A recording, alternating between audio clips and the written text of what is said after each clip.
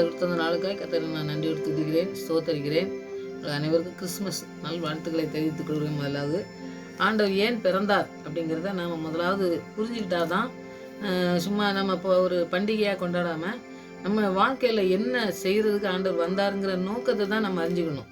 நம்ம வேதத்தை படித்தோம்னாக்கி எல்லாருமே கொண்டாடினாங்க. ஆனால் கிறிஸ்துவை வெளிக்காட்டுறதுக்காக அங்கே பவுலாகட்டும், பேதுருவாகட்டும், மற்ற சீசர்களாகட்டும் எல்லாருமே பார்த்திங்கன்னா வாழ்ந்த வாழ்க்கையில் தான் நம்ம ஆண்டவரை பற்றி அந்த வசனத்தை பற்றி சொல்லி அந்த மாதிரி தான் கொண்டாடினாங்களே ஒழிய இந்த முதல்ல நம்ம கேக்கு பண்ணோம், நம்ம ட்ரெஸ் எடுத்தோம் அப்படிங்க அந்த கொண்டாட்டங்கள் கிறிஸ்மஸுக்கு உகந்ததாக ஆண்டவருக்கு உகந்ததாக இருக்காது. அந்த ஆசீர்வாதத்தை நம்ம சுதந்திரிச்சுக்கணும்னா ஆண்டவர் என்ன நம்ம எதுக்காக வந்தார், என்ன செய்கிறதுக்காக வந்தார், நாம் என்ன செய்யணும் அப்படிங்கிறதெல்லாம் நம்ம புரிஞ்சுக்கிட்டு இந்த கிறிஸ்மஸ் நாட்களை கொண்டாடுவோம். இது பண்டிகை மாதிரி ஆண்டவர் எல்லாரும் கொண்டாடுறாங்க நம்மளும் கொண்டாடுறதுங்க மாதிரி இல்லாதபடி நாம் ஆண்டவரை எப்படி நம்ம அந்த இதை கொண்டாடணும். ஆண்டவர் ஒவ்வொரு நாளும், இன்றைக்கி மாத்திரம் கிறிஸ்மஸ் இல்லைங்க, ஒவ்வொரு நாளும் ஒவ்வொரு வாரமும் நம்ம ஆலயத்துக்கு செல்லும் பொழுதோ அதில் நமக்கு கிறிஸ்மஸ் தான். ஆண்டவர் உயிர் தெழுந்தார்னு சொல்லி தான் நம்ம கொண்டாடுவோம். அப்போ பிறந்தது, உயிர் தெழுந்தது எல்லாமே நமக்கு ஒரு கொண்டாட்டம் தான். அப்போ நம்ம தினமும் வாரத்துக்கு ஒருக்கா தினமும் நம்ம கொண்டாடி ஆண்டவருடைய வசனத்தை நம்ம தியானிக்கிற பிள்ளைகளாக இருக்கும் பொழுது நம்ம நம்ம தினமும் பண்டிகை தான் நமக்கு. ஆண்டவர் அப்படி தான் நம்மளை ஆசீர்வதிக்க விரும்புகிறார். அந்த ஆசீர்வாதத்தை இன்றைக்கி பெற்றுக்கொள்ள இன்றைக்கி நீங்கள் ஜெபிங்க. இந்த ஆசீர்வாதத்தை பெற்றுக்கொள்ளுகிற பிள்ளைகளாக வாழ்கிறதுக்கு நம்ம முயற்சி பண்ணும் பொழுது அந்த ஆசீர்வாதத்தை நம்ம சுதந்திரிச்சு கொள்ள முடியும். ஆபிரகாம் ஆசீர்வாதம் மாதிரி மற்ற எல்லாருமே பாருங்கள், ஒருத்தருமே ஆசீர்வாதத்தை இழந்து யாருமே போகவே இல்லை. அப்போ நம்ம இந்த நாட்களில் கொஞ்சம் ஆசீர்வாதத்தை நம்ம இழந்து போயிருக்கலாம். ஒரு வேலை இல்லாமல் இருக்கலாம், நமக்கு வீட்டில் சமாதானம் இல்லாமல் இருக்கலாம், நோய்கள் இருக்கலாம். இந்த மாதிரி காரியங்கள்லாம் ஏன் நடக்குனாக்கி ஆண்டவருடைய வசனத்துக்கு கீழ்ப்படிஞ்சு நடக்கும்பொழுது தான் ஈசாக்கு விதைத்தான் 100 மடங்கு ஆசீர்வாதத்தை கொடுத்தார் ஆண்டவர்.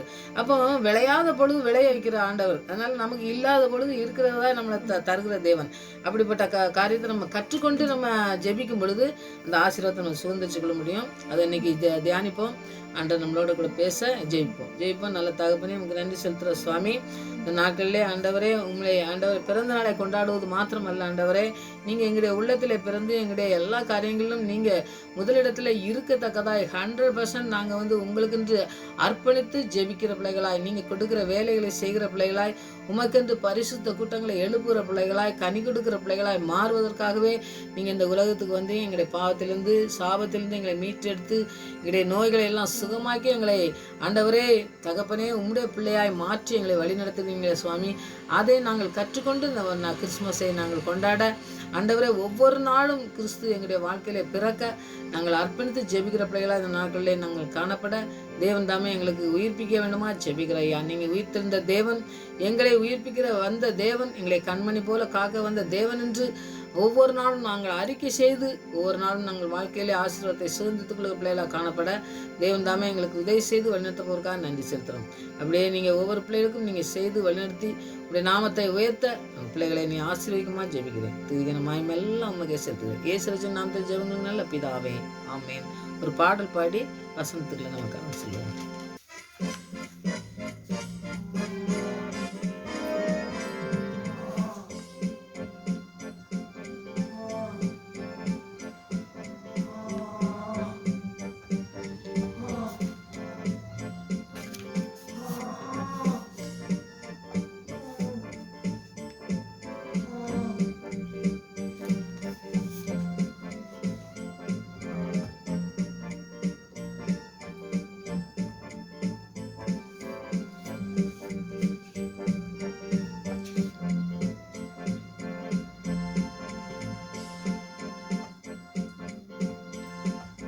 பிறந்தார் என்னை மீட்டா, நன்றியாயிரம் சொல்லிடுவே. கிறிஸ்து பிறந்தார் என்னை மீட்டா, நன்றியாயிரம் சொல்லிடுவே. அவர் மரித்தார், உயிர் தெழுந்தார், ரட்சிப்பை தினமும் கொண்டாடுவே. இயேசு மரித்தார், உயிர் தெழுந்தார், ரட்சிப்பை தினமும் கொண்டாடுவே. அல்லேலூயா, அல்லேலூயா, அல்லேலூயா அல்லேலூயா அல்லேலூயா அல்லேலூயா அல்லேலூயா அல்லேலூயா.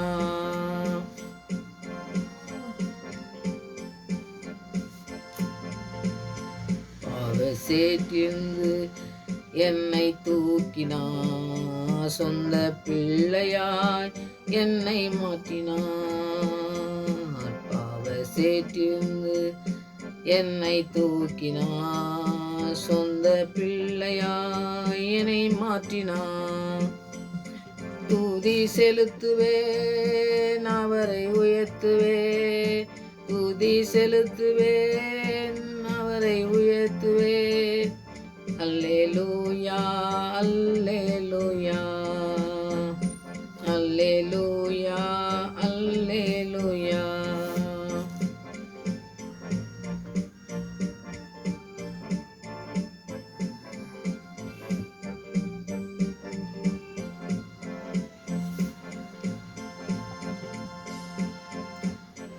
இழுத்து நடத்தி சென்றார், கண்மணி போல காத்திட்டார். கரம் பிடித்து நடத்தி சென்றார், கண்மணி போல காத்திட்டார்.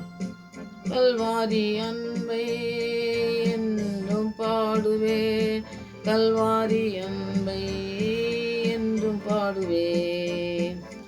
அல்லேலூயா அல்லேலூயா அல்லேலூயா அல்லேலூயா அல்லேலூயா அல்லேலூயா அல்லேலூயா அல்லேலூயா.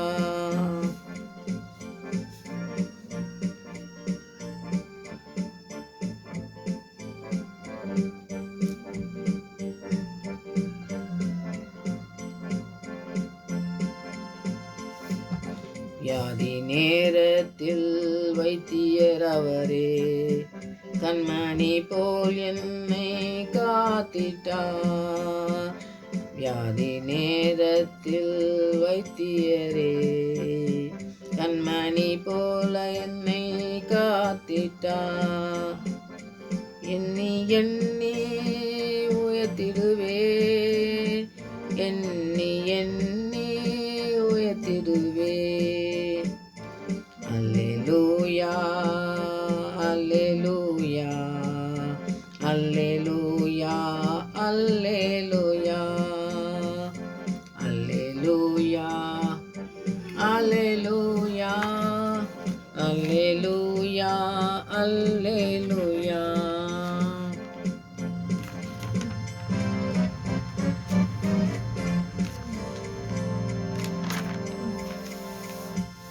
இன்றைக்கி நான் கிறிஸ்து பிறந்தார் அப்படிங்கிறத பற்றி நம்ம கொண்டாடினாலும் அதுக்கு ஒரு 8 கேள்விகள் நம்ம கேட்டு அந்த கேள்விகள் மூலமாக நம்ம நடக்கிறோமா, நம்ம வாழ்க்கையில் என்ன ஆண்டவருக்கு கிறிஸ்து பிறந்தாருன்னு நம்ம பிறந்த கிறிஸ்மஸை கொண்டாடுறோம். ஆனால் அதனுடைய கருத்துக்களெல்லாம் நம்ம புரிஞ்சுக்கிட்டு நம்ம அந்த நாட்களில் செய்யும் பொழுது நிறைய ஆசீர்வாதத்தை பெற்றுக்கொள்ள முடியும். அப்படிங்கிறதுனால வசனத்தின் மூலமாக நம்ம கிறிஸ்து ஏன் பிறந்தாருன்னு சொல்லி நம்ம தியானிக்கலாம். நீங்கள் நிறைய செய்தி கேட்டிருக்கலாம் கிறிஸ்து பிறப்பை பற்றி. ஆனால் இன்றைக்கு நம்ம கேள்விகளை கேட்டு அதுக்கு பதிலை பெற்றுக்கொள்வோமே அப்படின்னு சொல்லி இந்த வசனங்களெல்லாம் நான் தியானிக்கிறதுக்கு எழுதி எல்லாம் நோட் பண்ணி ஆண்டவர்கிட்ட ஜெபத்தோட கூட தான் அந்த வசனங்களை நம்ம தியானிக்க போகிறோம். ஆண்டவர் நம்மளுக்கு நிறைய கற்றுத்தருவார்னு நான் விசுவாசிக்கேன். முதலாவது கேள்வி, அவர் உலகத்துக்கு ஏன் வந்தார்? உலகத்துக்கு ஏன் வந்தார் அப்படிங்கிற கேள்வியை நம்ம கேட்கணும். ஏன் உலகத்துக்கு வந்தார்? ஏன் நமக்காக சிலுவையில் மறிக்கணும்? ஒரு மனுஷன் மறித்து நம்மளை மீட்டெடுக்கணுமா? நம்மளுக்கு நம்மளை பெற்றவங்க இருக்காங்க, நல்லா பார்க்குறதுக்கு இருக்காங்க, நல்லா கவனிக்கிறதுக்கு இருக்காங்க, எல்லாம் செய்கிறதுக்கு இருக்காங்க, எல்லாம் சொந்தங்கள் இருக்காங்க. அப்படிங்கும் பொழுது நமக்கு ஏன் இவர் கிறிஸ்து பிறந்தார், நமக்காக பிறந்தார், உலகத்துக்கு நமக்காக பிறந்தார்னு சொல்லி எல்லாரும் சொல்லி நம்மளை சொல்கிறாங்களே ஏன் அப்படின்னு சொல்லி நம்ம கேள்விகள் கேட்டு அதுக்கு பதிலையும் நம்ம பெற்றுக்கொள்ளும் பொழுது தான் ஆண்டவருடைய அன்பை நம்ம ருசிக்க முடியும். அவர் தான் நம்முடைய பாவத்திலிருந்து நம்ம தகப்பன் தாய் நம்மளோட பாவத்திலிருந்தோ சாபத்திலிருந்தோ நம்மளை மீட்டு எடுக்க முடியாது. அந்த சாபத்திலிருந்து பாவத்தில் கிடந்த நம்மளை மீட்டு பரிசுத்தமாய் வாழ்றதுக்கு நம்மளை தெரிந்து கொண்டு அவருடைய சொந்த பிள்ளையாக மாற்றியிருக்காரு. அவருடைய நம்ம தாய் தகப்பன்மாரெலாம் எத்தனை நாளைக்கு இருப்பாங்க, எத்தனை நாளைக்கு நம்மளை சொந்தம் பாராட்டுவாங்கன்னு நீங்கள் இப்போ நிறைய அனுபவிச்சா தெரியும். அப்போ எவ்வளோ பெரிய அன்பு காட்டினவங்களும் சொல்லி நம்மளை வந்து பிரிஞ்சு செல்லக்கூடிய ஒரு காரியங்கள் நடக்கும். ஆனால் இவர் என்ன செய்தார், நான் சொந்த பிள்ளை என்னுடைய பிள்ளையாக நான் மாற்றி உன்னை பரிசுத்தமாய் மாற்ற வந்தேன், உன்னை தெரிந்து கொண்டேன்னு சொல்கிறார். ஆண்டவர் வந்து எப்பவுமே தெரிந்து கொள்வது தாயின் கருவிலே உருவாகிறதுக்கு முன்பாகவே தெரியும். நம்முடைய வாழ்க்கையில் நம்ம எப்படி நடக்கணும், எப்படி நடத்தணும்னு சொல்லி நம்முடைய திட்டங்கள் இருக்கலாம். ஒருவிட நம்முடைய தாய் தகப்பனுடைய திட்டங்கள் நிறைய இருக்கலாம்.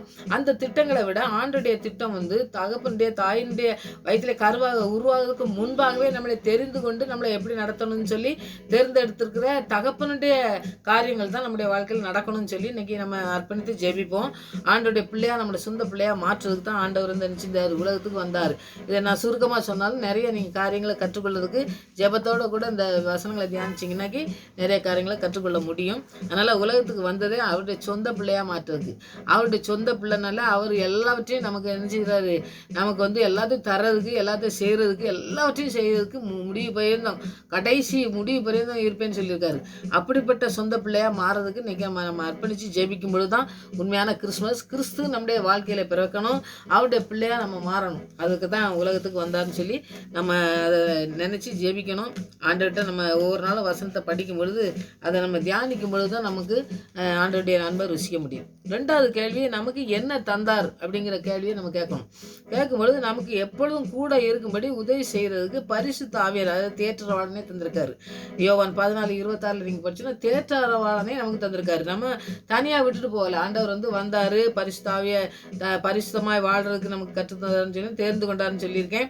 சொந்த பிள்ளையாக மாற்றிருக்காங்க. சொந்த பிள்ளையாக மாற்றிட்டு திருப்பி என்ன செய்யலை, பிள்ளைய நல்லா உருவாக்கி நம்மளை வளர்த்து நம்மளை பெரிய பிள்ளைகளாக ஆக்கி விட்டுட்டு அப்புறம் வந்து அவங்க வந்து மரித்துக்கு போகிறதுக்கு வாய்ப்புகள் இருக்குது. பார்த்தீங்கன்னா அப்படி ஆண்டவர் வந்து தெரிந்து கொண்ட நோக்கம், நான் முதல்ல சொன்னேன், தெரிந்து கொண்ட தகப்பனுடைய அந்த உலகத்தின் தகப்பனுக்கும் ஆண்டவர் சொந்த பிள்ளையாக மாற்றுறதுக்கும் நிறைய வித்தியாசம் இருக்குன்னு சொன்னேன். பார்த்தீங்களா, அதில் வந்து இது வந்து பரிசுத்த ஆவியானவர் தந்து நம்மளை பரிசுத்தமாக வாழ்றதுக்கு உதவி செய்யறதுக்கு ஒரு தேற்றரவாளனை தந்திருக்காரு. அப்போ எந்த காரியங்களையும் உதவி செய்ய அவர் பரிசுத்த ஆவியானவர் நமக்கு போதுமானவராக இருக்கிறாரு. அப்படின்னு பரிசுத்த ஆவியை பெற்றுக்கொண்டவங்களா இருந்தோம்னாக்கி உங்களுக்கு தெரியும். பரிசுத்த ஆவியை பெற்றுக்கொள்ளணும்னா ஆண்டோட பரிசுத்த ஆவியை பெற்றுக்கொண்டு அவர் செய்கிற தேற்றரவாளன் என்ன செய்கிறார் அப்படிங்கிறத நீங்கள் செஞ்சீங்கன்னாக்கி அவர் நமக்கு என்ன தந்திருக்காரு அப்படிங்கிறத நீங்கள் வந்து தியானிக்கலாம். மூணாவது என்னென்னா, என்ன செய்ய சொன்னார், நம்மளை என்ன செய்ய சொன்னார் அப்படிங்கிறதுனா கொலோசியர் 1:6 இருக்குதுங்க. உலகமெங்கும் போய் சர்வ சிருஷ்டிக்கும் சுவிசேஷத்தை பிரசங்கிக்கணும். சுவிசேஷத்தை பிரசங்கிக்கிறதுக்கு தான் ஆண்டவர் சொன்னார். சுவிசேஷனால ஆண்டவர் பிறந்து ஆண்டவர் ஏன் வந்தால், முன்னாடி நான் சொன்னேன் பார்த்தீங்களா, அதெல்லாம் ஏன் வந்தார், தேற்றரவாளனை எதுக்கு தந்தார், இந்த பிரசங்கம் தான். இவங்க இந்த பவுலாகட்டும் மற்ற எல்லா பிரசங்கம் பண்ணுறது சிலுவை பற்றிய உபதேசத்தை தான் சொன்னாங்க. சிலுவையில் ஆண்டவர் நமக்காக என்ன செஞ்சுருக்காரு, நமக்கு என்ன செய்வார், என்னெல்லாம் செய்ய முடியும், அவரால் முடியாது, ஒன்றுமே இல்லை அப்படிங்கிறத விசுவாசத்தோடு ஜெபித்தது தான், சொன்னது தான் பிரசங்கம். அதுதான் சுவிசேஷம். அந்த சுவிசேஷத்தை நம்ம சொல்கிறோமா, நம்ம செய்கிறோமா, நம்முடைய வாழ்க்கையில் என்ன செய்ய சொன்னாரோ அதை வந்து நம்ம செய்கிறோமா, செய்யாமல் இருந்தால் நீ வந்து ஆண்டவர்கிட்ட ஜெபிச்சு அந்த காரியத்தை செய்கிறதுக்கு நம்ம இந்த கிறிஸ்மஸ் நாட்களில் ஒரு தீர்மானம் எடுத்து நம்ம ஜெபிப்போம். 4வது கொஸ்டின் பாருங்கள், நான் என்ன செய்கிறேன், நாம் வந்து என்ன செய்கிறோம், நம்ம வந்து என்ன செய்கிறோம். ஆண்டவர் வந்து பிரசங்கம் பண்ண சொல்லியிருக்காரு. ஆனால் நாம் என்ன செய்தோம்னாக்கி உலகத்துக்கு ஏற்ற பிரபஞ்சம், அதாவது உலகம் என்ன சொல்கிறதுனா, உலகத்தில் உள்ளவங்கெல்லாம் என்ன செய்கிறாங்க, நாங்கள் வந்து இந்த மாதிரி பண்டிகையில் கொண்டாடுவோம், இல்லாட்டா நாங்கள் உலகத்தில் இப்படி இருப்போம், இப்படி பிஸ்னஸ் பண்ணுவோம், இப்படி நாங்கள் உலக காரியங்களில் நிறைய இருக்குது. நீங்கள் நிறையா படிச்சிங்கனாலே தெரியும். இதெல்லாம் சொல்லணும்னு அவசியமே இல்லை, எல்லாருக்கும் தெரியும். ஆனால் வந்து எல்லா காரியங்களையும் நாம் வந்து என்ன செய்கிறோம், உலகத்துக்கு ஏற்ற விஷமே தரிச்சிட்டு நம்ம வாழ்க்கையை வாழுதுமே இல்லையா. ஆண்டவர் நமக்கு என்ன கொடுத்துருக்காரு, நமக்கு என்ன வேலை தந்திருக்காரு அப்படிங்கிறத வந்து நம்ம தெரிஞ்சுக்கிட்டு நம்ம ஜெபிக்கிற பிள்ளைங்களாக இருக்கிறோமா, இல்லாட்டி அதில் வந்து நம்ம குறைவுகள் இருந்ததுனாக்கி ஆண்டவர்கிட்ட நம்ம ஜெபித்து இந்த நாட்களில் அதை நம்ம ஆண்டவரே நீங்கள் நான் என்ன செய்ய சொன்னீங்களோ அதை நாங்கள் செய்யாமல் இருக்கோம், அதை செய்கிறதுக்கு எங்களுக்கு உதவி செய்யுங்கன்னு சொல்லி நாம் வந்து அதை ஜெபித்து ஆண்டவர்கிட்ட நம்ம பெற்றுக்கொள்ளணும். இந்த இந்த உலகமெங்கும் சிருஷ்டியை சகல சிருஷ்டிக்கும் நீங்கள் சொல்லுங்கன்னு சொன்னார் முதலாவது. இப்போ பார்த்தீங்கன்னாக்கி நாம் அந்த பிரபஞ்சத்துக்கு ஏற்ற வேஷம் தெரியும். ரோமர் 12:2 இருக்குங்க, அந்த வசனத்தை நீங்கள் படிங்க. அப்போ உலகத்துக்கு ஏற்ற வேஷம் தெரிச்சோம்னா ஆண்டவருக்கு பிரியமான காரியங்கள் நம்ம செய்ய முடியாது. ஆண்டவர் கொடுத்த வேலை செய்யணுன்னாக்கி இந்த உலகத்தை நம்ம உலகத்துக்கும் நமக்கும் ஆண்டவருக்கும் வேலை செய்ய முடியாது. அப்போ உலகம் வந்து பொய் சொல்லும், நம்ம ஆண்டவர்கிட்ட பொய் சொல்லக்கூடாதுன்னு ஆண்டவர் சொல்லியிருக்காரு. அப்போ அந்த காரியத்தில் நம்ம சரியாக செய்ய முடியாது. அதனால் அந்த காரியத்தை செய்கிறதுக்கு ஆண்டவர்கிட்ட ஜெபம் பண்ணி, ஆண்டவரே உலகத்துக்கு ஏற்ற வேஷம் தெரியாதபடி நாங்கள் இருக்கிறதுக்கு எங்களுக்கு நீங்கள் உதவி செய்யுங்கன்னு சொல்லி நம்ம அதுலேயும் ஜெபம் தான் ஜெபித்து தான் ஆண்டவர்கிட்ட நம்ம பெற்றுக்கொள்ளணும். ஆண்டவர் தான் நமக்கு உதவி செய்யணும். 5வது கேள்வி, ஆண்டவர் நமக்கு கொடுத்த வேலையை செய்து முடித்திருக்கிறோமா? ஆண்டவர் நமக்கு ஒரு வேலையை கொடுக்காரு. நீ வந்து நீ உனக்கு அதாவது 9 வரங்களை பற்றி நீங்கள் படிக்கலாம். 2 கொரிந்தியரில் நீங்கள் படிச்சிங்கன்னாக்கி 9 வரங்கள் ஆண்டவர் வச்சுருக்காரு. அதில் நமக்கு என்ன செய்கிறதுக்கு ஆண்டவர் சொல்லி நமக்கு அழைச்சிருக்காரு, நம்முடைய அழைப்பு என்ன அப்படிங்கிறதெல்லாம் நம்ம தெரிஞ்சுக்கிட்டோம்னாக்கி அதை அறிஞ்சிக்கிட்டோம்னாலே நம்ம அந்த வழியில் நம்ம செல்லணும். இவங்க செய்கிறாங்க, இந்த ஊழியக்காரர் செய்கிறாரு, அந்த அப்படிலாம் நம்ம செய்யவே கூடாது. ஏன்னா ஒவ்வொருவரையும் ஒவ்வொரு அழைப்பில் ஆண்டவர் வச்சுருந்தார். அந்த அழைப்புக்குள்ளே தான் நம்ம போகணும். எல்லாரும் பிசாசு துரத்து வரங்களை வச்சுருக்கோன்னு சொல்லி சொல்கிறாங்க, ஒரு அப்போஸ்தலர்னு சொல்கிறாங்க, ஒருத்தர் அந்த மாதிரி ஆண்டவர் வந்து சொல்லவே செய்யலை. ஆண்டவர் ஒவ்வொருவருக்கும் அளந்து கொடுத்துருக்கிற அந்த அளவை வந்து நம்ம புரிஞ்சுக்கணும். அது ஆவியானவர் தான் நமக்கு சொல்லணும். மற்றவங்கள்ட்ட போய் நம்ம கேட்டு மற்றவங்க வந்து நமக்கு வந்து இது இருக்குன்னு சொல்லி ஒருவேளை நிறைய ஊழியக்காரங்கிட்ட போய் நீங்கள் ஜெபிக்கிறவங்களா இருந்தானா அவங்க வந்து சொல்கிறதுக்கு வந்து சரியானதா அப்படிங்கிற தியானிக்கிறதையும் நீங்கள் வந்து தெரிஞ்சுக்கிட்டு தியானிங்க. அப்போ வந்து அது சரியாக நீங்கள் கடைப்பிடிக்க முடியும். அவங்க வேறு ஏதாவது சொல்லி உங்களுடைய அழைப்பை வந்து வேறு மாதிரி சொன்னாங்கன்னாக்கி அதையும் நீங்கள் வந்து ஆண்டவர்கிட்ட தான் நம்ம ஜெபித்து அது சரியானதான்னு சொல்லி நம்ம பெற்றுக்கொள்கிறதுக்கு வசனம் தான். வசனத்தில் ஆண்டவருடைய பாதத்தில் அமர்ந்திருந்து நம்ம ஜெபிக்கிற பிள்ளைங்களாக இருந்து அந்த காரியத்தை நம்ம கரெக்டாக செய்ததுக்கு நமக்கு ஆண்டவருடைய உதவியை தேடி ஆண்டவருடைய ஆவியானவரை நீங்கள் பெற்றுக்கொள்றதுக்கு நீங்கள் ஒவ்வொரு நாளும் ஜெபிங்க. அதுதான் நமக்கு உதவி செய்யும். 6வது கொஸ்டின், செய்வதற்கு முயற்சி செய்யணுமா? ஏதாவது ஆண்டவர் தந்திருக்காரு, அதை செய்கிறதுக்கு நம்ம முயற்சி செய்கிறோமாங்கிறதுக்கு வசனம் தான். அவர் வசனம் தான் எல்லாத்தையும் நமக்கு கற்றுத்தரும். இப்படி செய்யணும், இந்த மாதிரி போகணும், நான் உனக்கு என்ன உன்னுடைய வாழ்க்கையில் என்ன சித்தம் வச்சுருக்கேன் அப்படிங்கிறத செய்கிறதுக்கு நம்ம முதல்ல வந்து கொஞ்சமாக முயற்சி பண்ணணும். நம்ம ஒரு வேலை செய்யணும் அப்படின்னம்னாக்கி நம்ம முயற்சி பண்ணி படித்து அப்புறம் ஆண்டவர்கிட்ட ஜெபிக்கணும். ஆண்டவரே இந்த வேலைக்கு நான் படிச்சிருக்கேன், இந்த வேலை கிடைக்கணும் அப்படின்னா வேலையை ஆண்டவர் தருவார். ஆனால் முயற்சி பண்ணி பரீட்சை எழுதுறதுலாம் நம்ம தான் எழுதணும். அப்போ அந்த காரியங்களை செய்கிறதுக்கு முதலாவது முயற்சி தேவை.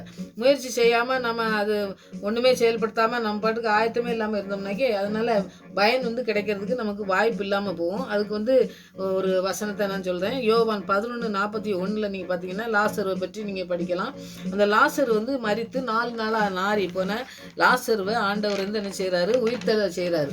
அப்போ ஆண்டவர் வந்து எத்தனையோ அற்புதங்களை செஞ்சுருக்காரு. உயிர்த்தெழுதுக்கு பிசாசு பிடிச்சவனை சுகமாக்கியிருக்காரு, மரித்து போன பிள்ளையை எழுப்பியிருக்காரு. எத்தனையோ காரியங்கள் செய்கிறது ஆண்டவரால் முடியாத காரியம் ஒன்றும் இல்லைன்னு சொல்லி நமக்கு தெரியும். ஆனால் அந்த இடத்துல வந்து சொல்கிறாரு, நீ வந்து கல்லை வந்து பெரட்டு அப்படிங்காரு. அப்போ வந்து கல்லறை கட்டத்தில் வந்து நின்னோடனே அவனை வெளியே வான்னு சொன்னால் வெளியே வந்திருப்பான்.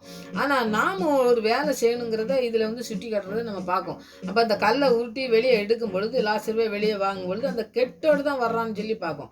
அப்போ அந்த கெட்டுகள்லாம் இருக்கும் பொழுது மூச்சு போகுமா, அதெல்லாம் அவங்க பூரா ஒரு துணி வச்சு நல்லா நீங்கள் அந்த இடத்துல அந்த படத்தெல்லாம் பார்த்தீங்கன்னாக்கி சுத்தமாக அந்த ஒயிட் துணி வச்சு அவங்க முறைப்படி செய்வாங்க. அந்த அடக்கம் பண்ணும்போது செய்வாங்கன்னு சொல்லி நம்ம படிக்கலாம். அப்போ அவங்க மூஞ்சி எல்லாமே மூடி இருக்கிறது அந்த உயிரை திருப்பி கொடுத்து அவனை வெளியே வர சொன்னவர் இந்த கல்லை புரட்டுறது ஒரு பெரிய காரியமே இல்லை. ஆனால் வந்து என்ன செய்கிறா, இவ்வளோ சொல்லுதான் நாருதுங்க, இவ்வளோ விசுவாசம் இல்லாமல் இருக்கா. அப்போ நீ செய்ய வேண்டிய வேலை செய் அப்படின்னு சொல்லி என்னோட ஆண்டவர் பேசுனதை நான் உங்களுக்கு சொல்கிறேன். உங்களுக்கு நிறைய அதை கற்றுத்தருவார். அப்போ அந்த கல்லை வந்து பிரட்டும் பொழுது வெளியே வா லாசருவேன்னு சொல்லி கூப்பிடுறாரு, வர்றான். அப்போ அப்படிப்பட்ட காரியங்களை செய்யும் பொழுது நாம் ஒரு வேலை செய்ய வேண்டியிருக்கு. நம்ம முயற்சி பண்ணணும். நம்ம முயற்சி பண்ணாமல் எந்த காரியத்திலும் நம்ம ஜெயத்தை பெற முடியாது. உலக காரியமாக இருந்தாலும் சரி, ஆவிக்குரிய காரியங்களிலும் சரி, ஆண்டுடைய காரியங்களிலும் சரி, நம்மளுடைய முயற்சின்னு ஒரு சில முயற்சிகள் இருக்குது. அதை வந்து நம்ம செய்கிறோமா, அது செய்யாமல் இருந்தோம்னா நீங்கள் ஆண்டவரே நீங்கள் அந்த முயற்சிகளை செஞ்சு நாங்கள் உங்கள் ஆசீர்வாதத்தை சுதந்திரத்துக்குள்ளே அந்த கிறிஸ்மஸ் நாட்களில் நாங்கள் அர்ப்பணிக்க ஆண்டவரே அதை நீங்கள் எங்களுக்கு உதவி செய்யுங்கன்னு சொல்லி நம்ம ஜெபிக்கிற பிள்ளைங்களாக இருந்து இன்றைக்கி அதை ஜெபத்தோடு கூட நீங்கள் செய்யுங்க. ஆண்டவர் அந்த காரியங்களையும் நமக்கு வெற்றியை தருவார். 7வது, ஆவியானவர் உதவியை நாடி அந்த பரிசுத்தமாக வாழ்வதற்கும் மற்றவங்களை பரிசுத்தமாக வாழ்த்துறதுக்கும் நம்ம பரிசுத்தமாக நம்ம வாழ்ந்தால் தான் மற்றவங்களுக்கு பரிசுத்தமாக வாழறதுக்கு நம்ம சொல்ல முடியும். அப்படி சொல்கிறதுக்கு நம்ம சொந்த மூளையிலலாம் நம்ம செய்ய முடியாது. அது வசனத்தை தியானித்து ஆண்டோடைய பாதத்தில் இருக்கும் பொழுது இந்த பரிசுத்தமாக வாழ்கிறதுக்கு நமக்கு செய்கிறாரு. அப்போ பரிசுத்தமாக வாழணுன்னாக்கி நம்ம சொந்த முயற்சி ஒன்றும் சாத்தியமே இல்லைங்க. நம்ம அது நடக்கவே முடியாது. அதனால் ஆவியான உதவியை ஒத்தாசையை நமக்கு ஆண்டவருடைய தேவை, ஆண்டவரே நீங்கள் ஒத்தாசை செய்யுங்க எனக்கு அப்படின்னு சொல்லி அதுக்காக நம்ம தினமும் ஜெபிக்கணும்னு சொல்லி பார்க்கேன். அதனால் ஏன்னா நம்ம மாத்திரம் நம்ம முயற்சி பண்ணி நம்ம பரிசுத்தமாக வாழ்ந்துடலாம், அதெல்லாம் நம்ம பொய் சொல்லாமல் இருந்தெல்லாம் நம்ம மற்றவங்களுக்கு இது பண்ணாமல் இருந்துக்கலாம், கேடு பண்ணாமல் இருந்துக்கலாம், மற்றவங்ககிட்ட நம்ம ஏதோ ஒரு இதை காரியங்களை நம்ம கெட்ட காரியங்களை நம்ம செய்யாமல் இருந்துடலாம் அப்படின்னு சொல்லி நம்ம செஞ்சுட்டு அதில் முழுமை அடையிறதுக்கு வாய்ப்புகள் கம்மி தான். ஏதாவது ஒரு இடத்துல நம்ம தவறி போவோம். ஏன்னா எலியா தவறி போகிறாரு, மோசே தவறி போகிறாரு, அப்படி நிறைய காரியங்களில் தவறி போகிற மாதிரி நம்மளும் தவறி போகிறதுக்கு வாய்ப்பு இருக்குது. அதனால ஆண்டவர் நான் தான் பரிசுத்தராக இருக்கிறதுனால நீங்கள் பரிசுத்தமாக வாழணும் அப்படிங்கிறத ஆண்டவர் சொல்கிற வார்த்தை இருக்கிறதுனால, ஆண்டவரை நீங்கள் சொல்லியிருக்கீங்க, அதனால நான் பரிசுத்தமாக வாழ்கிறதுக்கு எனக்கு நீங்கள் உதவி செஞ்சால் மாத்திரம்தான் நான் இதை செய்ய முடியும் அப்படிங்கிறத நீங்கள் ஒவ்வொரு நாளும் அறிக்கை செஞ்சு பரிசுத்தமாக வாழணும் அப்படிங்கிறத முழுமையாக நம்ம ஆண்டவர்கிட்ட அர்ப்பணித்தா மாத்திரம்தான் அது செய்ய முடியும். அது லேவியராகமம் 11:45 இருக்குதுங்க, 19:2 லேவியராகமத்தில் இருக்குது. 1 பேதுரு 1:15-16 சொல்லுவார், நான் பரிசுத்தமாக இருக்கிறப்போ நீங்கள் பரிசுத்தமாக இருங்கன்னு எழுதியிருக்கிறதே அப்படின்னு சொல்லி பேதுரு எழுதுவார். அப்போ அந்த காரியங்கள்லாம் பரிசுத்தமாக அவர் இருக்கிறதுனால நீங்களும் பரிசுத்தமாக இருங்கன்னு சொல்கிறார். அப்போ நீங்கள் இருக்க முடியும், ஏன் கூட இருந்தனாக்கி நீங்கள் பரிசுத்தமாக இருக்க முடியும் அப்படிங்கிறத சொல்கிறாரு. பரிசுத்தமாக வாழ அழைச்ச அழைப்பை நம்ம பரிசுத்தமாக நடக்கவும் அவர் தான் நம்மளை அழைச்சிருக்காருங்கிற அழைப்பில் நம்ம 100% ஆண்டவருக்கு ஒப்பு கொடுத்து ஆண்டவரே நீங்கள் நடத்துங்க, நீங்கள் தான் எங்களை பரிசுத்தமாக மாற்ற முடியும், எங்களோட நீங்கள் இருந்தீங்கன்னா மாத்திரம்தான் நான் இதை செஞ்சு நான் செய்ய முடிவு வரை கடைசி வரை நான் பரிசுத்தமாக வாழ முடிக்க முடியும், அந்த முடிக்கிறதுக்கு நீங்கள் எங்களுக்கு உதவி செய்யுங்க ஆண்டவரேன்னு சொல்லி பரிசுத்த ஆவியானவர் தான் அதுக்கும் நீங்கள் உதவி செய்ய இந்த நாட்களில் அர்ப்பணித்து ஜெபிங்க. ஆண்டவர் பெரிய காரியங்களை நம்முடைய வாழ்க்கையில் இந்த கிறிஸ்துமஸ் நாட்களில் இந்த முடிவை எடுக்கும் பொழுது ஆண்டவர் உதவி செய்வார் நமக்கு. அதை நீங்கள் செய்யுங்க. 8வது கேள்வி, அவர் வருகைக்கு ஆயத்தமாக இருக்குமா? இது நான் கடைசியாக எழுதின வசனம். கடைசியாக நமக்கு ஒரு காரியங்கள் இந்த எல்லாத்தையும் நம்ம பரிசுத்தத்தை எல்லாத்தையும் பற்றி படிச்சுட்டு ஆண்டோடைய வருகைக்கு நம்ம எப்படி இருக்கோம் அப்படிங்கிறது முக்கியமானது. இப்போ பார்த்தீங்கன்னா சபைக்கு போனாலோ எல்லாமே பார்த்தீங்கன்னாக்கி நீங்கள் வருகைக்கு ஆயத்தமாக இருக்கீங்களா அப்படின்னு தான் கேள்வி கேட்காங்க. ஏன்னா ஆண்டோடைய வருகை சமீபமாக இருக்குது அப்படிங்கிறது நம்ம வாழ்க்கையில் நடக்க காரியங்கள்லாம் கொண்டு நம்ம காணுவோம். அதனால் நீங்கள் இந்த 8வது கொஸ்டினை நீங்கள் ரொம்ப முக்கியமாக நான் கடைசி நாட்களில் வாழும் நாம் எப்படி வருகைக்கு ஆயத்தமாக இருக்கிறோமா, மற்றவங்களை ஆயத்தப்படுத்துகிற பிள்ளைங்களாம் நம்ம இருக்கணுமா, பிரயோஜனம் இல்லாத வாழ்க்கையை வாழ்ந்துட்டு ஏதோ பண்டிகையில் மாற்றம் கொண்டாடிட்டு இருக்கோமா? நம்ம கிறிஸ்து பிறந்தார்னு சொல்லுவோம், ஆனால் அவருடைய வருகையும் சமீபமாக இருக்கிறதுங்கிற ஒரு உணர்ச்சியை நம்ம வச்சுக்கிட்டு இருக்கணும். இன்னைக்கு வந்துட்டாருன்னு வைங்க, அவரோட போகிறதுக்கு ஆயத்தமாக இருக்கிறோமா, இல்லாட்டா ஆயத்தம் இல்லாமல் இருக்கிறோமா அப்படிங்கிறத படிக்கிறதுக்கு இந்த 5 இந்த கன்னிகைகளை பற்றி தான் நீங்கள் படிக்கணும். மற்ற 25:1-13 வரைக்கும் நீங்கள் படிச்சிங்கனாக்கி அதில் தான் இருக்குது. நீங்கள் நிறைய வேத வசனம் படித்தீங்கன்னா இது நிறையா நேரத்தில் செய்திகள்லாம் நிறைய கேட்டிருந்தாலும் இது ஒரு வித்தியாசமாக நம்ம படிக்கும் பொழுது ஆண்டவருடைய வாசனம் நிறைய காரியங்கள் நமக்கு கற்றுக் கொடுக்கும். அதனால தான் இந்த வசனத்தை நான் இந்த வார்த்தையின் மூலமாக நம்மளோட பேசணும்னு சொல்லி தான் இந்த வசனத்தை நான் தியானிக்கிறதுக்கு எடுத்து கொண்டு வந்தேன். அந்த 5 கன்னிகைக்கு நடந்தது என்ன அப்படிங்க பார்க்கும்பொழுது 5 கன்னிகை அந்த 5 கன்னிகையும் தூங்குனாங்க, 5 கன்னிகையும் 2 பேருமே படுத்தாங்க தூங்குனாங்கன்னு சொல்லி தான் இருக்குது. ஆனால் 5 கன்னிகை ஆயத்தமாக இருந்தாங்க, 5 கன்னிகை ஆயத்தம் இல்லாமல் இருந்தாங்கன்னு சொல்லி கைவிடப்பட்டாங்கன்னு சொல்லி நம்ம பார்க்கோம். இப்போ 2 பேருமே தூங்குனாங்க அப்படின்னு சொல்லி தூங்குனதை பார்த்தா எனக்கு அதை தியானிக்கும் பொழுது தூங்கும் பொழுது நீங்கள் பார்த்தீங்கன்னாக்கி நிறைய பேர் நைட்டு தூங்கிட்டு காலையில் ஒரு 4 மணிக்கு நம்ம ஜெபிக்கிறதுக்கு எந்திக்கணும் அப்படின்னா 4 மணிக்கு ஆண்டவர் எழுப்பி விட்டுருவாருன்னு வைங்க. ஆனால் நீங்கள் ஒரு 5 மணிக்கு வேலைக்கு போகணும், அதுக்காக நம்ம எழுந்திரிச்சிடணும், ஐயோ இன்னைக்கு படுத்துட்டோம் காலையில் 5 மணிக்கு எந்திரிக்கணும்னு சொல்லி அந்த மைண்டில் அதே வச்சுட்டு நீங்கள் படுத்துருந்தீங்கன்னா காலையில் 5 மணிக்கு நீங்கள் அலாரம் ஒன்றும் வைக்கண்டாம். அதில் நீங்கள் தினமும் எந்திரிக்கவங்களா இருந்தீங்கன்னா 5 மணிக்கு நீங்கள் எழுந்திரிச்சிருவீங்க.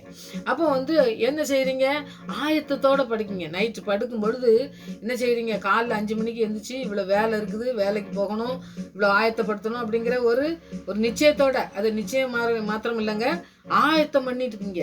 ஆயத்தம் பண்ணி காலையில் எழுந்திரிச்சாதான் இவ்வளோ வேலை செய்ய முடியுங்க ஒரு மைண்டில் இருக்கிறதுனால காலையில் எழுந்திரிச்சிருந்தீங்க பார்த்தீங்களா? அந்த மாதிரி தான் இவங்க 2 பேருக்கு நடந்த காரியங்களை நம்ம தியானிக்கும் பொழுது ஆண்டவர் நம்மளுக்கு சொல்லி தருகிற ஒரு பாடமாக இருக்கலாம். ஏன்னா வந்து 5 பேரும் தூங்குறாங்க. இந்த 5 பேர் தூங்குறவங்க என்ன செய்கிறாங்க, சரி நம்ம தூங்குவோம், அவர் வரலல்ல, நம்ம பார்த்துக்கலாம் அப்படின்னு சொல்லி அசால்ட்டாக தூங்கியிருக்காங்கன்னு நான் நினைக்கிறேன். ஏன்னா வந்து ஸோ சத்தம் கேட்டவுடனே எந்திரிக்காங்க. அன்னைக்கு சிலர் வந்து பாருங்க தூங்குனாங்கன்னா அப்படியே தூங்கிடுவாங்க. நைட்டு தூங்கினோம்னே காலையில் எந்திரிக்கணுமா, யாரும் வந்தால் நமக்கு 5 மணிக்கு எந்திரிக்கணுமா, அது அப்புறம் பார்த்துக்கலாம் அப்படின்னு சொல்லி தூங்குறவங்க நிறைய பேர் இருப்பாங்க. ஆனால் வந்து ஆயத்தமாக இவங்க இருந்தாங்கன்னா என்னென்னா, ஒரு சத்தம் கேட்குற ஒரு ஆடாக இருந்தாங்க. ஆண்டவர் சொல்லுவார்ல, என்னுடைய சத்தத்தை என்ன ஆடுகள் கேட்கும்னு சொல்கிறாரு.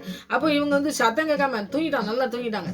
5 பேர் என்ன செஞ்சுருக்காங்க, எண்ணெயோ அதை தீவெட்டியோயும் எண்ணெயும் கொண்டு போயிருக்காங்கன்னு சொல்லி சொன்னோம்னாக்கி அபிஷேகத்தில் நிறைஞ்சவங்களா அவங்க இருந்திருக்காங்கன்னு சொல்லி நம்ம அந்த வேத வசனத்தை படிக்கும்போது எண்ணெய் வந்து அபிஷேகத்தை தான் குறிக்குது.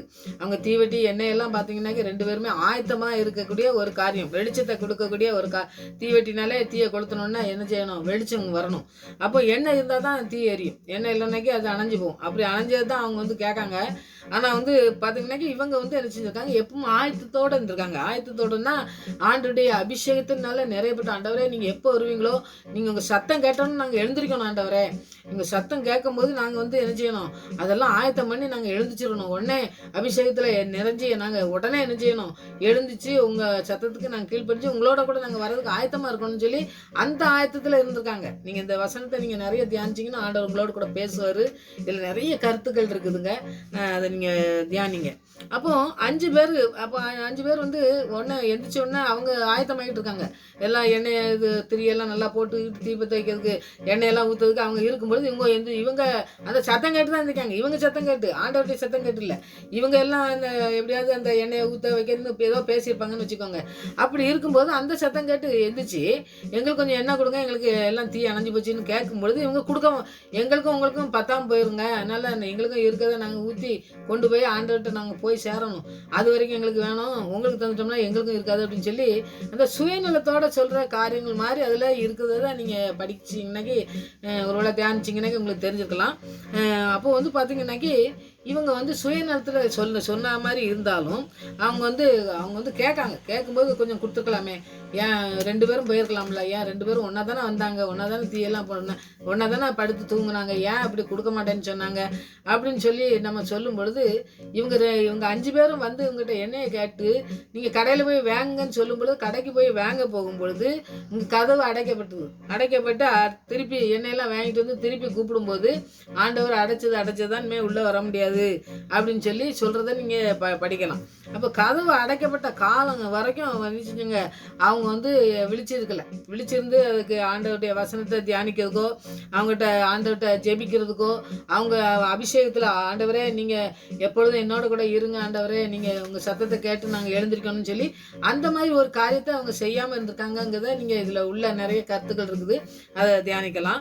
அப்போ இவங்க சொன்னது நான் என்ன இவங்க வந்தேன்னா இவங்க வந்து என்ன கேட்கும்போது கொஞ்சம் கொடுத்துருக்கலாமே, ஏன் இப்படி கொடுக்காம இருந்தாங்க, கொஞ்சம் கொடுத்துருக்கலாம்ல, அப்போ சுயநலமாக அவங்க மட்டும் போகணுன்னு நினச்சாங்களே அப்படின்னு சொல்லி நீங்கள் தியானிக்கும் பொழுது நம்ம ஒரு நிறையா நிறைய மிஷினரிகள் நிறையா ஊழியம் பண்ணி அந்த மாதிரி செய்கிறவங்க நிறையா அதை ஆராய்ச்சி பண்ணி செய்கிறவங்க காரியங்களில் நம்ம படிக்கும்பொழுது பார்த்திங்கன்னாக்கி அவங்க சுயநலமாக செய்யலை.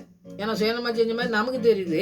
ஆனால் வந்து அவங்க வந்து கேட்காங்க, எனக்கு எனக்கு வந்து கொஞ்சம் எண்ணெய் கொடுங்க, எனக்கும் உங்களுக்கும் நான் வந்து கொண்டு வந்தோம்மா காலி ஆகிப்போச்சு, நீங்கள் வச்சுருக்கீங்களா நிறையா கொஞ்சம் கொடுங்க அப்படின்னு கேட்கும் பொழுது அந்த காரியங்களை நீங்கள் படிக்கும் பொழுது அவங்க எழுதியிருக்கிறது என்னென்னா ஆவிக்குரிய நிலையில் பார்த்தீங்கன்னாக்கி அவங்க வந்து ஆவியானவர் தான் பெற்றுக்கொண்டு அந்த ஆவியானவர் மூலமாக தான் அவங்க எழுந்துச்சு போகிறாங்கன்னு சொல்லி பார்க்கும்.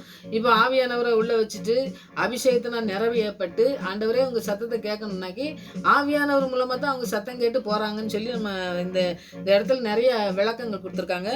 அதை தியானிக்கும் பொழுது அந்த ஆவியானவரை இவங்க வந்து என்ன செய்தாங்க, கொஞ்சம் போல் கடங்க கொஞ்சம் கொடுங்க அப்படின்னு சொல்லி கேட்காங்கன்னு சொல்லி நம்ம பார்ப்போம்.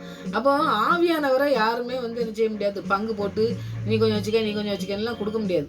அப்போ ஆவியானவர் மூலமாக அவங்க இருந்த அந்த கன்னிகையை அவங்க எப்பவும் ஜெபித்துக்கிட்டு இருந்தது ஆவியானவர் மூலமாக அவங்க சத்தத்தை கேட்டு போனதுனால அவங்ககிட்ட வந்து ஏதோ ஒன்று கேட்கும்பொழுது அவங்க கொடுக்காம வந்து தவறு கிடையாது. அது ஆவியானவரை வந்து ஆண்டவர்கிட்ட தான் பெற்றுக்கொள்ள முடியும். அவங்க ஆயத்தமாக இல்லாதது தான் குறைய வழிய இவங்ககிட்ட வந்து கேட்டு இவங்க கொடுக்காது வந்து தவறு இல்லை அப்படிங்கிறத விளக்கமாக கொடுத்துருக்காங்க. அப்போது நம்ம பார்த்திங்கன்னாக்கி நம்மகிட்ட ஆவியானவர் இருக்காருன்னா நம்ம ஆவியானவரை மற்றவங்களுக்கு கடன் கொடுக்க முடியாது. ஆவியானவரை நாம் ஜெபிக்கும் பொழுது அவங்களுக்கு ஆவியானவர் தான் அவங்களுக்கு ஆவியானவரை கொடுக்க முடியுமே ஒழிய நம்மகிட்ட இருந்து நம்ம கொஞ்சம் கொடுக்கலாம். அதுதான் கேட்கறதுக்கு ஒரு பேதுரு உடனே சொல்லுவார் பார்த்தீங்களா. அந்த மாதிரி இந்த ஆவியானவரை அபிஷேகம் பெற்றவங்களெல்லாம் எதுவுமே பேசக்கூடாதுன்னு நான் நிறைய திருப்பி சொல்வேன். அதனால தான் அவங்க தவறே செஞ்சாலும் ஆண்டவர் அவங்களுக்கு என்ன செய்யணுமோ அது செய்வார். நம்ம அவங்களுக்கு தன்னை கொடுக்க நம்ம யாரு, நமக்கு அந்த அதிகாரத்தை யார் கொடுத்துருக்கா? அந்த அதிகாரம் நமக்கு இல்லை. அதனால ஆவியானவர்கிட்ட பெற்றுக்கொள்ளதுக்கு இந்த கன்னிகை வந்ததுனால தான் அந்த 5 கன்னிகை கொடுக்கல அப்படின்னு சொல்லி பார்க்கோம். 5 கன்னிகை விழுத்திருந்து ஆவியானவர் மூலமா நடத்தப்பட்ட இந்த சத்தத்தை கேட்டு அவங்க ஆயத்தமா போனாங்க. அந்த மாதிரி ஆயத்தமா இருக்கிறதுக்கு நாம இந்த நாட்கள்ல இருக்கிறோமா, மற்றவங்களை ஆயத்தப்படுத்துக்கிறோமா அப்படிங்கிறதையும் நம்ம இன்னைக்கு தியானிப்போம். ஆண்டவருடைய வசனம் பெரிய காரியங்களை நம்ம கற்றுருந்துருக்கணும்னு நான் விசுவாசிக்கேன். இந்த காரியங்கள் 8 காரியங்களையும் நீங்க இன்னும் அதிகமா தியானிக்கலாம். ஒவ்வொரு காரியங்களும் நான் கொஞ்சம் கொஞ்சம் சொல்லியிருந்தோம்னாக்கி நீங்க நிறைய வசனத்தெல்லாம் எடுத்து விளக்கங்கள் கொடுத்துருக்காங்க பார்த்தீங்களா. அந்த மாதிரி மிஷினரிகள் நிறைய காரியங்கள்லாம் அவங்க ஆராய்ச்சி பண்ணி எழுதியிருக்காங்க.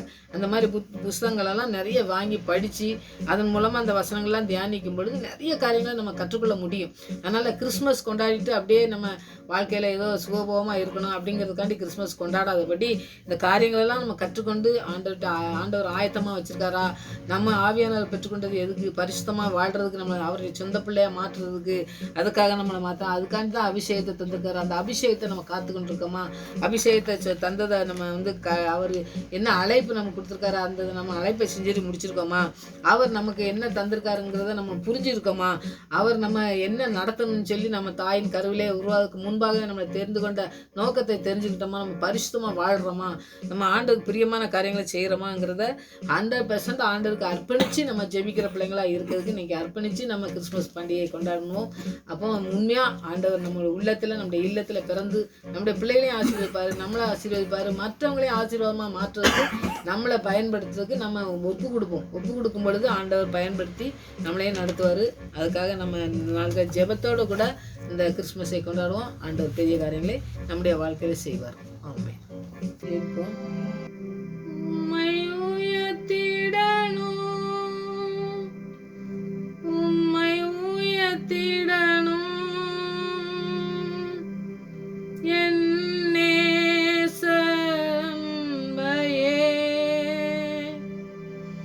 என்னை அழைத்தவரே உண்மை உள்ளவரே, என்றும் நடத்திடும் தகப்பனே, நன்றி நன்றி ஏசையா, நன்றி நன்றி ஏசையா, செய்த நன்மைகள் ஏராளம், சொல்லி முடியாதையா நன்மைகள், ஏசையா ஏசையா ஏசையா ஏசையா. உங்க அன்புக்கு ஆண்டவரே, உங்க அன்பை அளந்து பார்க்க முடியாது ஆண்டவரே, நீங்க செய்த நன்மைகளை நாங்கள் அளந்து பார்க்க முடியாது ஆண்டவரே, எண்ணில் அடங்காத நன்மைகளை எங்களுக்கு செய்தீங்க, நன்றி ஆண்டவரே. எங்களை தாயின் கருவில உருவாக்கும் முன்பாக தெரிந்து கொண்டு எங்களை என்ன நோக்கத்தோடு அழைத்தீங்களே சுவாமி, அதை அழைப்பை நாங்கள் புரிந்து கொண்டு ஓட எங்களுக்கு உதவி செய்ய வேண்டும் ஆட்சேபிக்கிற ஆண்டவரே. ஆவியானவர் எங்களுக்கு கொடுக்கிற அந்த காரியத்தை நாங்கள் கற்றுக்கொள்ளாதபடி நாங்கள் விழுந்து போய் கிடப்போம் என்றால், சிலுவையில எங்களுக்காக ரத்தத்தை சிந்தி எங்களை விலைக்கு வாங்கி வைத்திருக்கீங்களேப்பா, அந்த அன்பை நினைத்து இந்த நாட்களில் நாங்கள் ஒவ்வொரு நாளும் நடந்து செல்லும், ஒவ்வொரு நாளும் எங்களுடைய உள்ளத்தில் நீங்கள் பிறந்து வாழ்ந்து ஆண்டவரே உங்களுடைய வாழ்க்கையில உங்களுடைய வாழ்க்கையிலே நீங்க பிரதிபலத்தை ஆண்டவரை பிரதிபலிக்கணும் ஆண்டவரை, நீங்க தான் மகிமைப்படணும் ஆண்டவரை, எங்க பேர் அல்ல ஆண்டவரை, உங்க பேரை மகிமைப்படுத்துகிற பிள்ளைகளா நாங்கள் வாழணும். எங்களுடைய வாழ்க்கையில இருக்க குறைகள் எல்லாம் நிறைவாக்க உங்களால் முடியும் ஆண்டவரே, எங்களை பரிசுத்தமாய் வாழ உங்களால் தான் முடியும் ஆண்டவரே. நாங்கள் சொந்த பலத்தினால் ஓட முடியாது, இந்த உலகத்துக்கு ஏற்ற வேஷம் தரித்துக்கிட்டு நாங்கள் வாழக்கூடாது ஆண்டவரே. எங்களை அழைத்த நோக்கத்தை நாங்கள் அறிந்து கொண்டு ஓடுகிற பிள்ளைகளாய் காணப்பட கிருபை செய்யுங்க ஆண்டவரே. எங்களோடு பேசின வசனங்களுக்காக நன்றி ஆண்டவரே. இந்த வசனத்தை நாங்கள் பற்றி பிடித்து கொண்டு ஓடுகிற பிள்ளைகளாய் காணப்பட எங்களுக்கு கிருபை செய்யுங்க ஆண்டவரே. தாவியானவருக்கு நாங்கள் ஆண்டவரை முழுவதுமாய் அர்ப்பணித்து செபிக்கும் பொழுது ஆண்டவரே, மரித்து போன லாசருவை வெளியே வா என்று சொல்லி அழைத்த தேவன், அதுக்கு முன்பாக ஒரு வேலையை கொடுத்தீங்களே சுவாமி, அதுக்கு நாங்கள் முயற்சி பண்ணுகிற பிள்ளைகளா முயற்சி பண்ணும்பொழுது அதிலே நீங்க ஆண்டவரை இடைப்படணும். ஆண்டவரை நீங்கள் இடைப்படும் பொழுதுதான் அந்த மரித்து போன லாசரு உயிரோடு எழும்பணும். அதுபோல எங்களுடைய வாழ்க்கையிலே மரித்து போய் கிடக்கிற நிறைய காரியங்கள் இருக்கு ஆண்டவரே. இதெல்லாம் உயிர்ப்பிக்கிற தேவன் இந்த நாட்களிலே நீங்க செய்து முடிக்க வேண்டுமா செபிக்கிறையா. எல்லாருடைய வாழ்க்கையிலும் அப்படி செய்யத்தான் வந்தீங்க ஆண்டவரே. ரட்சிப்பை தர வந்தீங்க, எங்களை மீட்டெடுக்க வந்தீங்க என்று சொல்லி ஆண்டவரே, நாட்களை நாங்கள் அர்ப்பணிக்க கிருபை செய்யுங்க. ஒரு அர்ப்பணிக்கிற ஒவ்வொரு பிள்ளையுடைய வாழ்க்கையிலும் நீங்க பெரிய அற்புதத்தை நீங்க செய்ய வேணுமா செபிக்கிறேன். இந்த நாட்களை ஏனோ தானோ என்று நாங்கள் கிறிஸ்துமஸ் கொண்டாடாதபடி தேவனுக்கு ஏற்ற பிள்ளைகளாய் நாங்கள் வாழ இந்த ஆண்டவரே இந்த கன்னிகை போல எப்பொழுதும் ஆயத்தமாய் இருக்கிற பிள்ளைகளாய் காணப்பட எங்களுடைய வாழ்க்கையை நாங்கள் முற்றிலுமாய் அர்ப்பணிக்கிறோம் சுவாமி. இங்கே அற்புதமாக நடத்த வேண்டுமா ஜெபிக்கிறேன். கர்த்தர் அப்படியே செய்து வழிநடத்த போர்க்காக நன்றி செலுத்துகிறேன். கிருபையுள்ள கரம் எங்களை மறைத்து காத்து ஆண்டவரே உங்களுடைய ஆண்டவரே காரியத்தை மேன்மைப்படுத்துகிற பிள்ளைகளாய் உங்களுடைய நாமத்தை உயர்த்துகிற பிள்ளைகளாய் காணப்பட நீங்கள் செயலாற்றி நடத்த போர்க்காக நன்றி ஆண்டவரே. மறுபடியும் சமூகத்திலே வருமுறை எங்களை காத்து வழிநடத்தமா ஜெபிக்கிறேன். துதிகரமாய் மெல்ல அம்மா செலுத்துகிறேன். இயேசு ரட்சகர் நாமத்தில் ஜெபங்கள் நல்ல பிதாவே.